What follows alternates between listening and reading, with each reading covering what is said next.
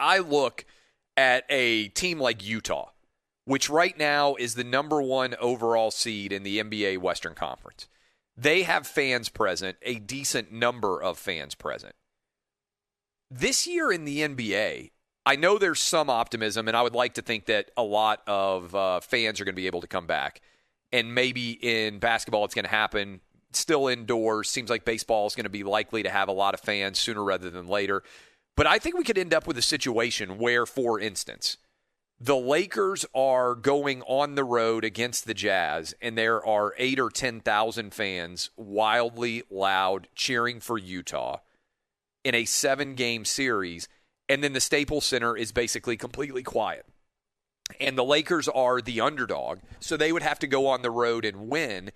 And suddenly, after a year of playing without hardly any fans present at all, you have to deal with a massive amount of really excited, really loud fans. And I think that could be a major issue because I think the difference and Utah is a good example, I think, because the Lakers and the Clippers both play in the Staples Center, and we know how restrictive California has been. I can see a situation where in the postseason, there are no fans or very limited numbers of fans allowed in Los Angeles. And I've actually made this argument on my television show, Fox Bet Live. Usually, you get a 2 or a 3-point advantage based on your home court. The referees are more likely to favor you. Players just play better with cheering and fans that are loudly behind them. And I think that could turn into a fairly significant aspect of the NBA postseason this year. And let me give you some examples. I'm primarily focused on the Western Conference because I think some of the disconnect between the way that things are moving is more pronounced there, right? The Phoenix Suns have been playing really well of late. It seems to me likely, just based on what Arizona has done relative to California, that there's a decent chance out there that we could end up in a situation where Phoenix has a lot of fans and a place like the Lakers or a place like the Clippers has hardly any at all. And if you think about sometimes how fine the line in a 7-game series can be between one team and another team, well, let's just look at it. Right now, Utah is the number 1 overall seed in the NBA. Phoenix is the number 2 overall seed. Well, that would mean that the Lakers, for instance, if this situation played itself out, could end up having to go on the road against Phoenix and Utah in back-to-back series where they're going to have fans present and other places aren't, right? And even in San Antonio, Dub's a big San Antonio Spurs fan.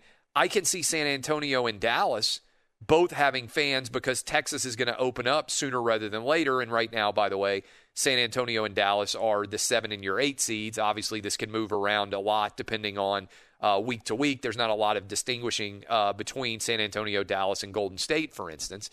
And in the East, I don't know that it's going to be as significant because I'm not sure there's as substantial of differences in terms of home versus road. But I could see with Miami, for instance, having a more lenient policy, maybe Toronto because they're playing in Florida, compared to a more restrictive Brooklyn and a more restrictive Philly, which are the top 2 teams in the East right now.